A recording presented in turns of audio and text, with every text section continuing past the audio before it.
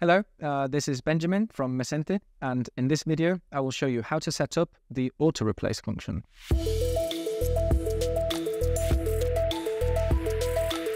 We would come here to API setup, auto replace. Now, we can have different languages here. So languages, in this case, I'm going to choose Spain, and I'm going to add.